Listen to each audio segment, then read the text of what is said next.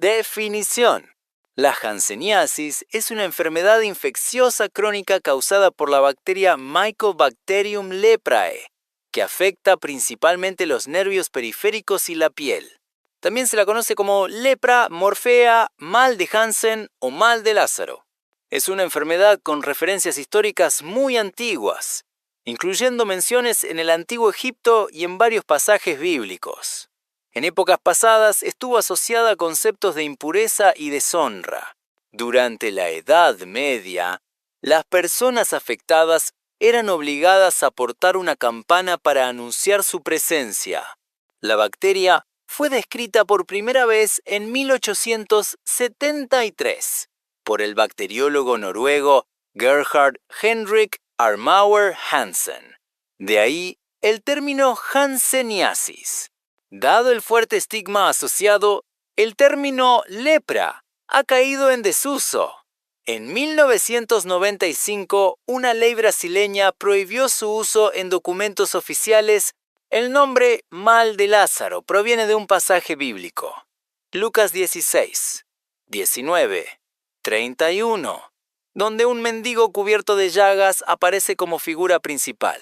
A partir de este relato, también se derivó el término peyorativo lazarento.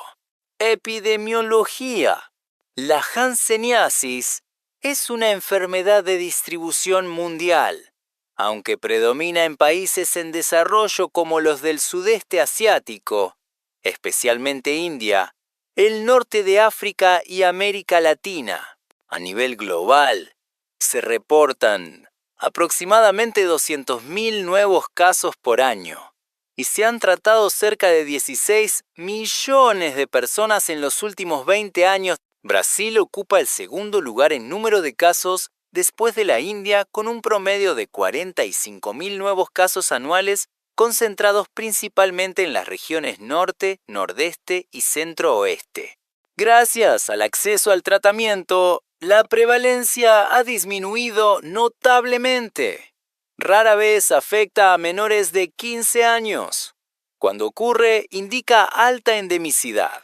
Afecta por igual a hombres y mujeres, y es más frecuente en personas de bajos recursos socioeconómicos. El 61% de los casos son multibacilares, lo que sugiere diagnóstico tardío.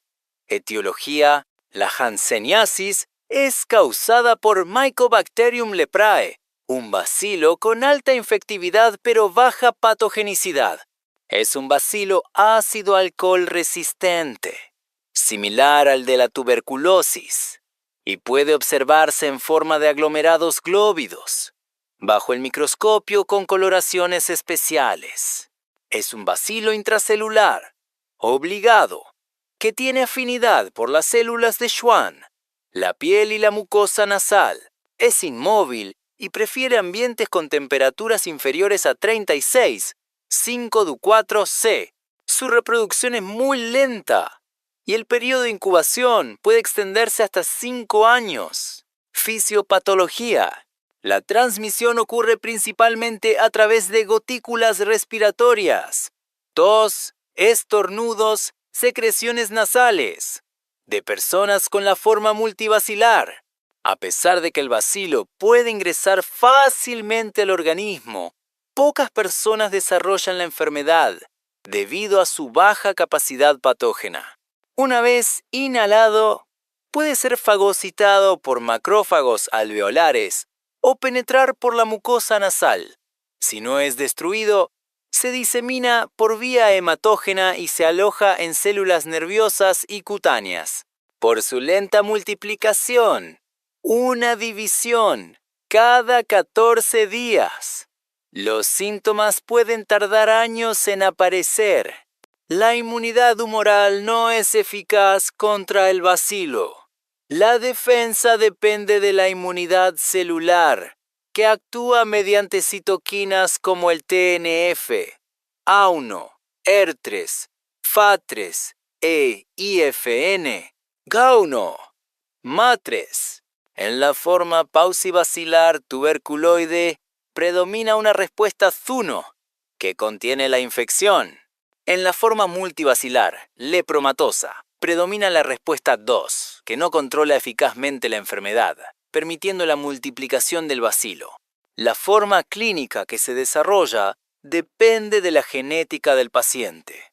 Aquellos con respuesta TU1 pueden controlar la infección, o si es excesiva, presentar lesiones inflamatorias. Los pacientes con respuesta 2 no logran controlar la infección, lo que explica por qué solo la forma multibacilar es contagiosa. Existen 2 clasificaciones mundialmente reconocidas para la lepra o hanseníasis: la clasificación de Madrid y la clasificación de Ridley-Joplin.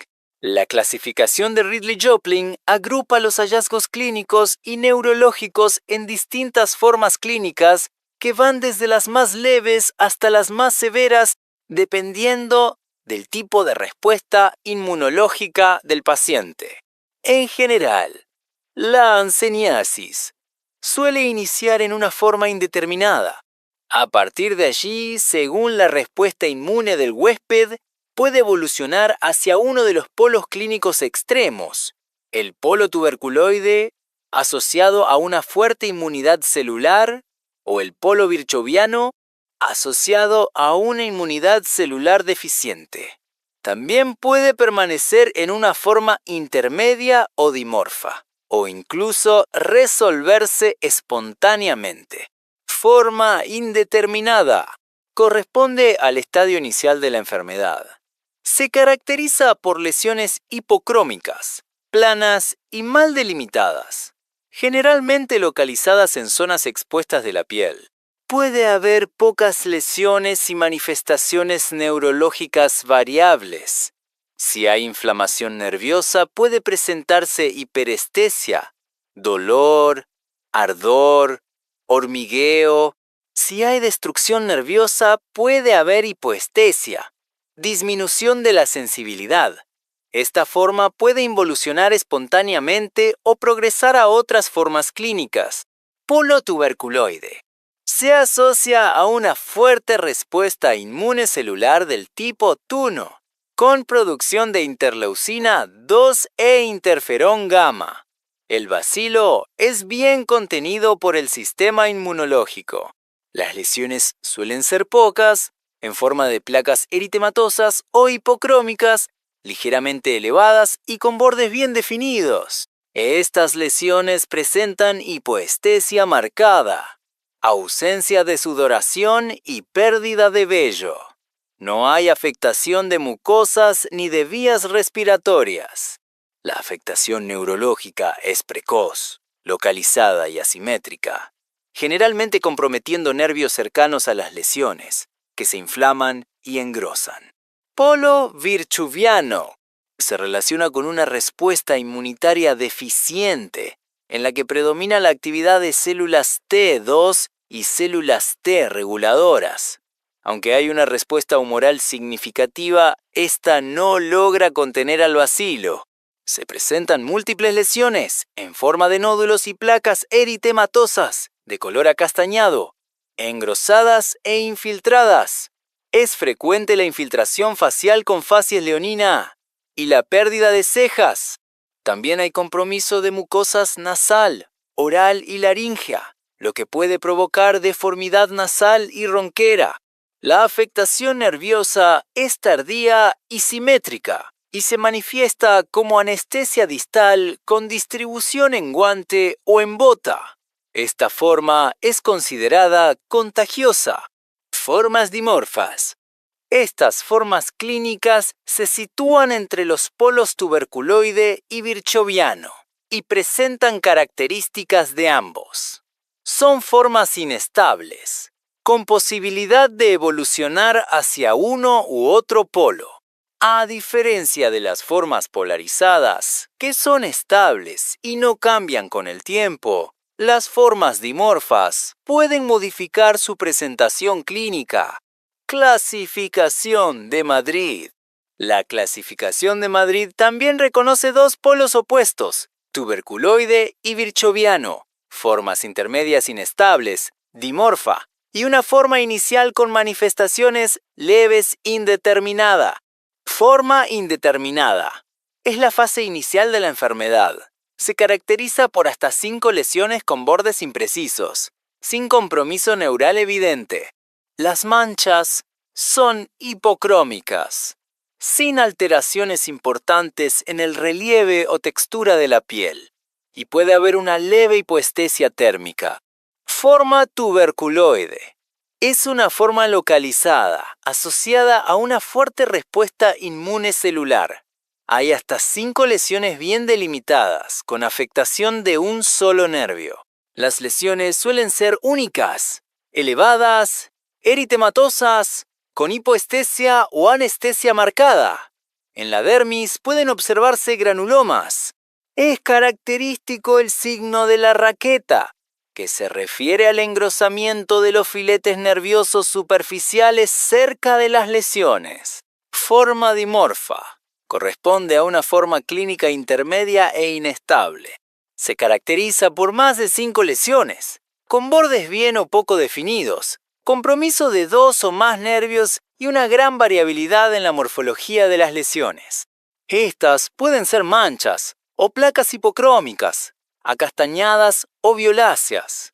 Puede haber lesiones foveolares, neuropatía periférica múltiple y asimétrica, con pérdida de fuerza y sensibilidad. Es considerada la forma más incapacitante de la lepra. Forma virchoviana. Es la forma más diseminada. Puede comprometer gran parte de la piel y órganos como la nariz y los riñones. Se observa madarosis, infiltración difusa de las extremidades, múltiples pápulas y nódulos conocidos como jansenomas, firmes y no dolorosos. También hay dormencias, calambres, parestesias y alteraciones en la sudoración. La baciloscopia suele ser positiva, con una alta carga basilar. Clasificación operacional de la OMS. Para fines terapéuticos, la Organización Mundial de la Salud divide la lepra en 2 grupos operativos, sin basarse en criterios fisiopatológicos, aunque relacionados. Pausibasilar. Incluye a pacientes con hasta 5 lesiones en la piel y baciloscopia negativa. Multibasilar. Incluye a pacientes con más de 5 lesiones.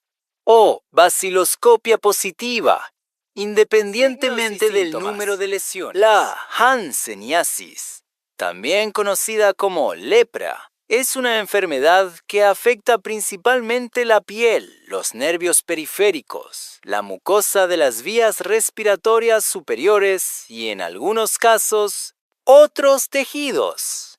Sus manifestaciones clínicas son diversas y dependen en gran medida del estado inmunológico del huésped y, por tanto, de la forma clínica que presente. Desde el punto de vista dermatológico, las lesiones cutáneas constituyen uno de los signos más característicos de la enfermedad. Estas pueden manifestarse como manchas hipocrómicas, es decir, áreas de despigmentación con bordes mal definidos, que suelen pasar desapercibidas en fases iniciales, sobre todo en personas de piel clara. A medida que progresa la enfermedad, se observa destrucción progresiva de los anexos cutáneos, lo que se traduce clínicamente en una disminución del vello en las zonas afectadas, resultado del compromiso de los folículos pilosos, y en sequedad de la piel debido a la disfunción o destrucción de las glándulas sudoríparas y sebáceas.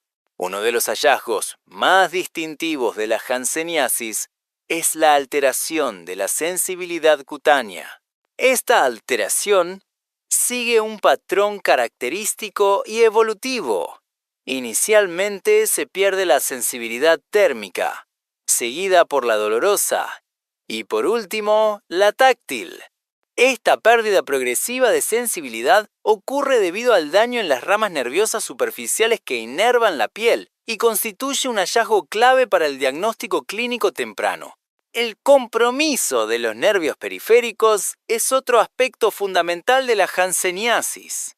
En las etapas iniciales, Se afecta principalmente el extremo distal de los filetes nerviosos, pero con el tiempo, la lesión progresa hacia los troncos nerviosos más proximales. Esta afectación se manifiesta clínicamente por un engrosamiento palpable de los nervios, que puede ser simétrico o asimétrico, dependiendo del tipo de hanseníasis tuberculoide, lepromatosa o dimorfa. Cuando el daño nervioso compromete nervios específicos, puede dar lugar a síndromes neurológicos bien definidos. Por ejemplo, la afectación del nervio cubital, el más frecuentemente comprometido, produce la clásica mano en garra.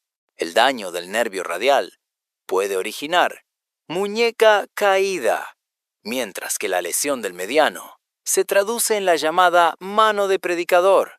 Si se afecta el nervio fibular común, se produce el pie caído, una incapacidad para realizar la dorsiflexión del pie. La participación de nervios craneales como el trigémino y el facial puede generar lagoftalmos, incapacidad para cerrar completamente los párpados y anestesia corneal, aumentando el riesgo de queratitis y úlceras corneales. La destrucción nerviosa constituye la principal causa de deformidades e incapacidades en los pacientes con hanseníasis. La pérdida de inervación motora conlleva atrofia muscular, mientras que la pérdida de sensibilidad favorece la aparición de lesiones por traumatismos inadvertidos. Además, la alteración del trofismo cutáneo y vascular contribuye a la reabsorción ósea y a la pérdida progresiva de tejidos blandos, lo que explica las deformidades características de la enfermedad.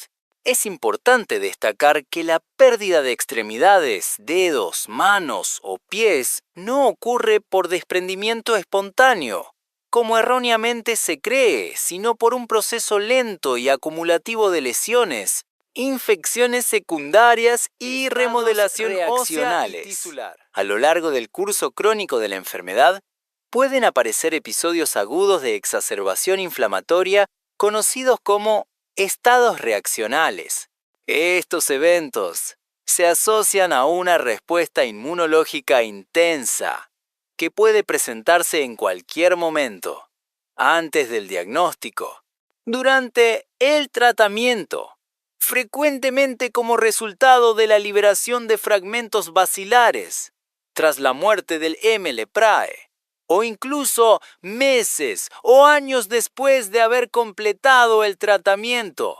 Existen dos tipos principales de reacciones hansénicas, diferenciadas por el tipo de inmunidad involucrada y por las características clínicas. La reacción tipo 1, también conocida como reacción reversa, está mediada por la inmunidad celular y se presenta con mayor frecuencia en pacientes con formas paucibacilares o dimorfas. Clínicamente, se manifiesta por un empeoramiento súbito de las lesiones cutáneas preexistentes, que se tornan eritematosas, edematosas y dolorosas, con un aspecto que puede simular una celulitis. En algunos casos, pueden aparecer nuevas lesiones inflamadas. Uno de los aspectos más importantes de esta reacción es la neuritis aguda intensa inflamación de los nervios periféricos que puede llevar a una rápida pérdida funcional si no se trata oportunamente. La reacción tipo 2, o eritema nudoso leprótico, es más frecuente en pacientes con formas multibacilares de la enfermedad y está mediada por la inmunidad humoral, es decir, por la producción de anticuerpos.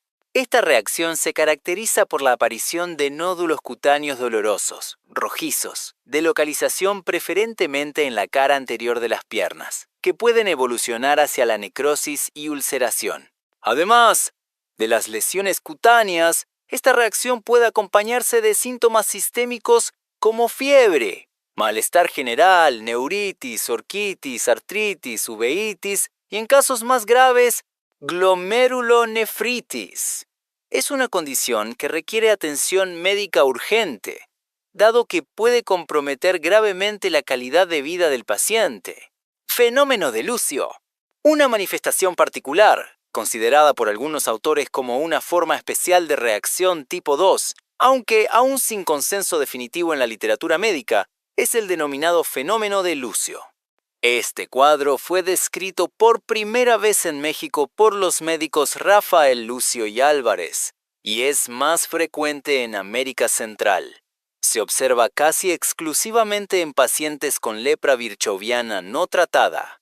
El fenómeno de Lucio se caracteriza por una vasculitis severa que afecta los vasos dérmicos y subdérmicos, lo que conduce a la aparición de lesiones cutáneas extensas de tipo máculoequimóticas que evolucionan rápidamente hacia la necrosis. Estas lesiones suelen ulcerarse, generando áreas necróticas extensas que simulan una gran quemadura. Debido a la pérdida de la integridad cutánea, el riesgo de infección secundaria es elevado, siendo Pseudomonas aeruginosa uno de los patógenos más frecuentemente implicados.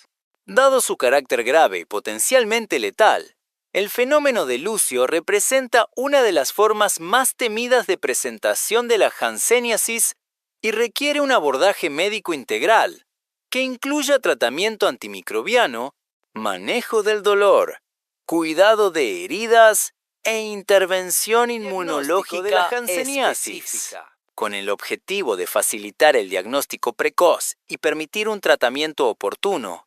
La Organización Mundial de la Salud, OMS, define un caso de hanseníasis cuando la persona presenta uno o más de los siguientes criterios clínicos. 1. Lesiones cutáneas con alteración de la sensibilidad. El hallazgo de lesiones en la piel acompañadas de trastornos en la sensibilidad es fundamental para el diagnóstico. La evaluación de la sensibilidad se realiza siguiendo un orden específico. Primero, la sensibilidad térmica, luego la dolorosa y finalmente la táctil. Para evaluar la sensibilidad térmica se utilizan dos tubos de ensayo, uno con líquido caliente y otro con líquido frío. La sensibilidad térmica suele ser la primera en afectarse en los pacientes con hanseníasis. Posteriormente, se procede a evaluar la sensibilidad dolorosa mediante un objeto puntiagudo, pinchazo leve, y la sensibilidad táctil mediante el contacto suave. Durante estos procedimientos, es esencial que el paciente no observe la evaluación para evitar respuestas condicionadas. 2. Engrosamiento de nervios periféricos con alteración sensitiva o motora. El compromiso neural se identifica mediante la palpación cuidadosa de nervios periféricos con las yemas de los dedos índice y medio, siguiendo el trayecto anatómico del nervio sobre su plano óseo. Se evalúan especialmente los nervios ulnar, mediano, radial, fibular común y tibial posterior. La presencia de engrosamiento acompañado de pérdida de sensibilidad o debilidad motora apoya firmemente el diagnóstico. En el caso del nervio trigémino, es crucial la evaluación de la córnea. Se puede realizar mediante el estímulo con un hilo fino o un trozo de tela, buscando la respuesta de parpadeo. La ausencia de esta respuesta refleja compromiso sensitivo del nervio. 3. Baciloscopia positiva para Mycobacterium leprae. La baciloscopia es una herramienta diagnóstica clave en los casos multibacilares. Se realiza mediante raspado dérmico en sitios específicos como los lóbulos de las orejas, los codos y las lesiones sospechosas.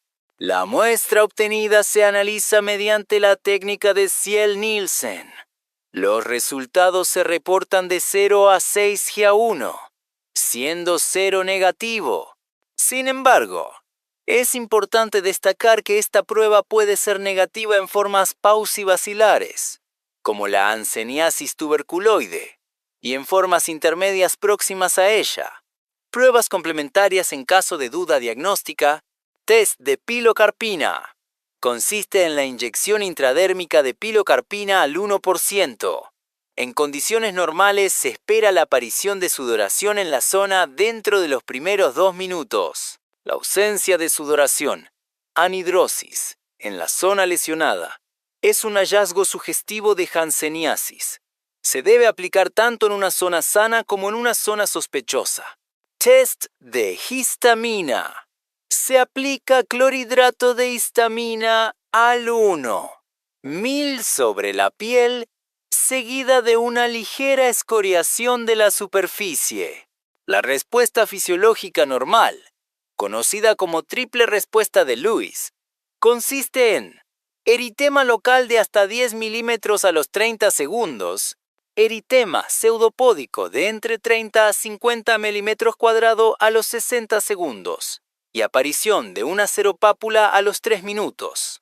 En la hanseníasis, esta respuesta suele estar ausente en la zona afectada. La prueba debe compararse en una zona sana y otra lesionada. Prueba de detección del antígeno glicolípido fenólico 1, PGL-1. Esta prueba serológica, que no es de rutina, detecta anticuerpos IgM e IgG contra el antígeno PGL-1. La presencia de IgM sugiere enfermedad activa, mientras que la IgG indica exposición previa o enfermedad ya tratada.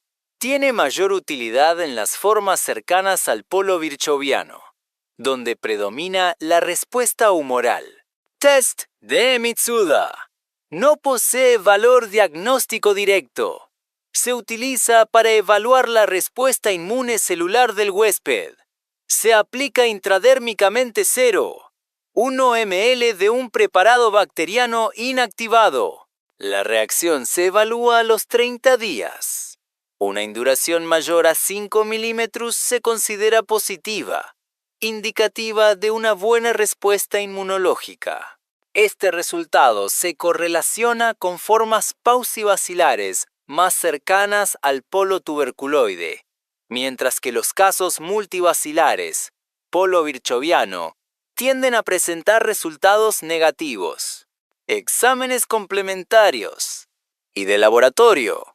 En general, no se requieren estudios complementarios de laboratorio salvo para excluir diagnósticos diferenciales. Algunas pruebas útiles incluyen anticuerpos antinucleares, FAN, para descartar lupus eritematoso sistémico, serología para sífilis, VDRL, los exámenes laboratoriales básicos, hemograma, glicemia, función hepática y renal, suelen estar dentro de rangos normales y no ofrecen utilidad diagnóstica específica. E incapacidades. El diagnóstico tardío o el retraso en el tratamiento pueden dar lugar a complicaciones estéticas y funcionales significativas. Entre estas, se incluyen deformidades, mutilaciones, lesiones tróficas, pérdida de la sensibilidad o motricidad y daño ocular. Tales secuelas pueden generar grados diversos de incapacidad, tanto transitoria como permanente. La clasificación oficial de incapacidad recomendada por la OMS se divide en 3 grados. Grado 0. Sin incapacidad visible ni alteraciones sensitivas en ojos, manos o pies. Grado 1. Presencia de pérdida de sensibilidad en ojos, manos o pies, pero sin alteraciones visibles. Grado 2. Existencia de deformidades visibles o lesiones que afectan ojos, manos o pies.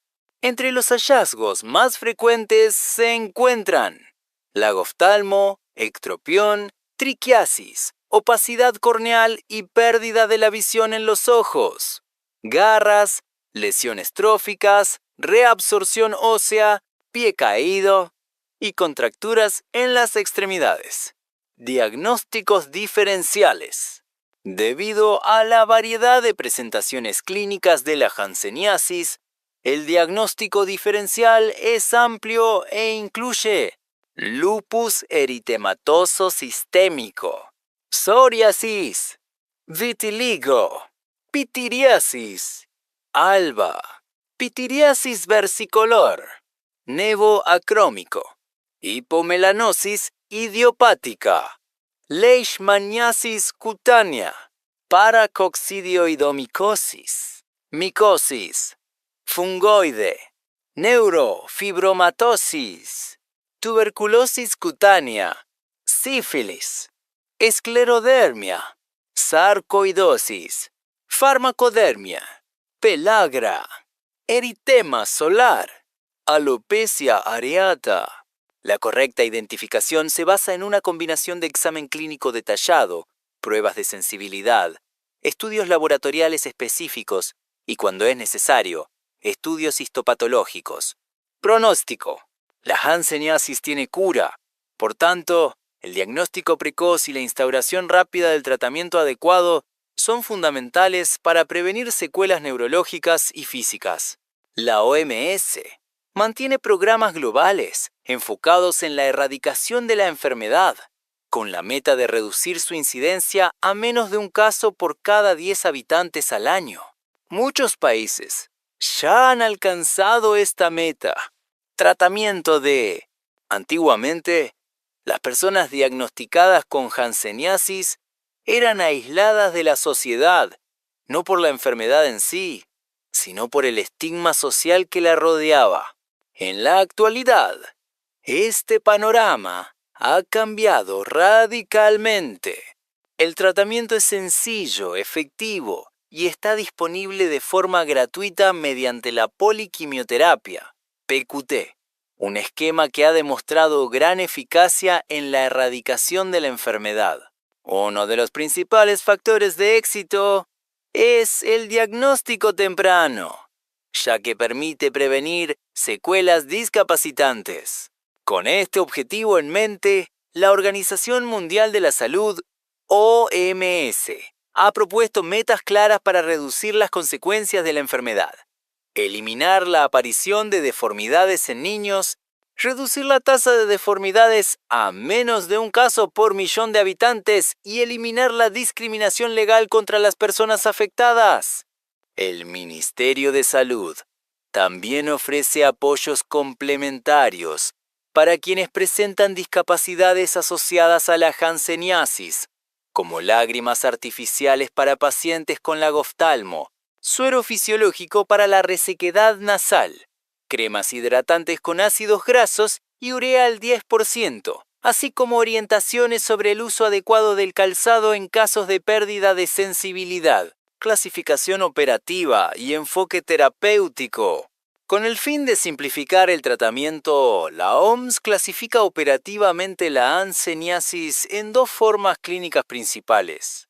Paucivacilar, PEV, se caracteriza por la presencia de hasta 5 lesiones cutáneas y una baciloscopia negativa. Multivacilar, MIDE, se diagnostica cuando existen más de 5 lesiones cutáneas o si la baciloscopia es positiva, independientemente del número de lesiones. Desde septiembre de 2020, se recomienda que todos los pacientes, incluidos los paucivacilares, reciban clofazimina para evitar errores de clasificación y mejorar los resultados terapéuticos. Esquema de poliquimioterapia, PQT. El tratamiento incluye 3 medicamentos. Rifampicina, 600 mg una vez al mes, administrada bajo supervisión médica. Dapsona, 100 mg una vez al mes, supervisado, y 100 mg diarios autoadministrado.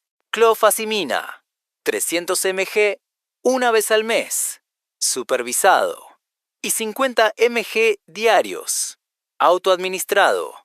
La duración del tratamiento es de 6 meses para los casos paucivacilares, con la posibilidad de extenderse hasta 9 meses si se interrumpe por menos de 3 meses. Para los casos multivacilares, el tratamiento dura 12 meses, con posibilidad de extensión hasta 18 meses si se suspende por un periodo máximo de 6 meses. Es importante destacar que algunas lesiones pueden continuar mejorando, incluso después de haber completado el esquema. En casos en los que no se observe una mejoría adecuada, se se puede indicar un nuevo ciclo de tratamiento por otros 12 meses. En caso de recaída, ya sea por reinfección o reactivación de los bacilos, se debe reiniciar el esquema completo desde el inicio. Los medicamentos utilizados en pacientes pediátricos son los mismos que en adultos, pero las dosis se ajustan según la edad y el peso. La duración del tratamiento también se mantiene: 6 meses para formas pausibacilares y 12 meses para multibacilares, con los mismos criterios de extensión si hubiera interrupciones. Mecanismo de acción y efectos adversos de los fármacos. Rifampicina. Actúa inhibiendo la síntesis de ARN bacteriano. Puede provocar reacciones alérgicas, síndrome gripal, púrpura trombocitopénica, coloración rojiza de la orina y molestias gastrointestinales. Está contraindicada en pacientes con insuficiencia hepática o renal. Se recomienda administrarla en ayunas, con al menos 6 horas de ayuno previo y 1 hora y media después de la ingesta. Dapsona. Tiene acción bacteriostática. Sus efectos adversos incluyen dolor estomacal, anemia, insomnio, urticaria, dermatitis y agranulocitosis. No debe utilizarse en pacientes con anemia grave o alergia a sulfas. Se aconseja tomarla por la mañana, después de las comidas. Clofazimina. Es un agente bactericida. Puede causar pigmentación rojiza u oscura de la piel y sequedad cutánea. Alternativas terapéuticas. En pacientes que no pueden recibir alguno de los medicamentos estándar, se pueden considerar esquemas alternativos en ausencia de dapsona, rifampicina, giaunoclofazimina. Si no se puede usar ni rifampicina ni dapsona, ofloxacina, giaunominociclina, giaunoclofazimina. Si no puede administrarse clofazimina, combinación de ofloxacina, minociclina, dapsona y rifampicina. Casos especiales. Pacientes con VIH, SIDA o embarazadas. No se requiere modificar el tratamiento. Las mujeres embarazadas pueden continuar la terapia y amamantar normalmente. Pacientes con tuberculosis. La rifampicina debe administrarse a razón de 600 mg diarios, siguiendo el esquema indicado para TB. Manejo de reacciones hansénicas. Existen 2 tipos principales de reacciones. Reacción tipo 1. Reversa. Se continúa el tratamiento de la hanseníasis. Se administra prednisona, 1-2 mg kg día, con reducción progresiva durante 4 meses. Se recomienda profilaxis contra estrongiloidiasis con albendazol o ivermectina. Y se trata el dolor neuropático con amitriptilina. Y si es necesario, se puede asociar clorpromacina o carbamazepina. No se debe usar prednisona ni talidomida para este tipo de dolor. Reacción tipo 2. Eritema nodoso hansénico. También se mantiene la PQT. Se puede administrar talidomida 100-400 mg día, salvo en mujeres en edad fértil. En este grupo se prefiere pentoxifilina junto con prednisona. Si se usa talidomida combinada con corticoides, debe prescribirse ácido acetilsalicílico como profilaxis de tromboembolismo. Se sigue el mismo enfoque para la profilaxis antiparasitaria y el tratamiento del dolor neuropático que en la reacción tipo 1. La duración promedio de estas reacciones es de 1 mes para la tipo 2 y entre 3 y 6 meses para la tipo 1. En casos de brotes subintrantes, corticodependencia o talidomida dependencia, se recomienda reevaluar la presencia de focos infecciosos, comorbilidades o deficiencia del tratamiento inicial, profilaxis. En contactos domiciliarios, Todos los contactos intradomiciliarios de los últimos 5 años deben someterse a un examen clínico dermatoneurológico. Si presentan signos sugestivos de la enfermedad, deben ser tratados. Si no tienen síntomas, el manejo se basa en el número de cicatrices de la vacuna BCG en el brazo derecho. Sin cicatriz. Administrar una dosis. Con una cicatriz. Administrar una dosis adicional. Con 2 cicatrices. No se realiza intervención adicional. En menores de 1 año no vacunados se administra una dosis. Si fueron vacunados pero no tienen cicatriz visible, se aplica una dosis 6 meses después de la anterior. Si presentan cicatriz, no es necesario actuar. Seguimiento clínico. Durante el tratamiento, es fundamental realizar una evaluación clínica cada 28 días. En cada consulta, se deben valorar los síntomas del paciente, detectar efectos adversos y administrar las dosis supervisadas en la unidad básica de salud. Además, se realiza una revisión clínica general y dermatoneurológica cada 3 meses, junto con una evaluación neurológica periódica. Prescripción médica. La receta de estos medicamentos debe emitirse en receta blanca carbonada doble vía, dado que incluye antibióticos. Por ejemplo, paciente masculino, 40 años, con diagnóstico de Hanseníasis tuberculoide. Rifampicina, 300 mg. Tomar 600 mg 2 cápsulas. Una vez al mes, bajo supervisión médica. Dapsona 100 mg. Tomar una cápsula diaria de forma autoadministrada y una vez al mes bajo supervisión. Clofazimina 50 mg. Tomar una cápsula diaria. Clofazimina 100 mg. Tomar 3 cápsulas una vez al mes bajo supervisión médica.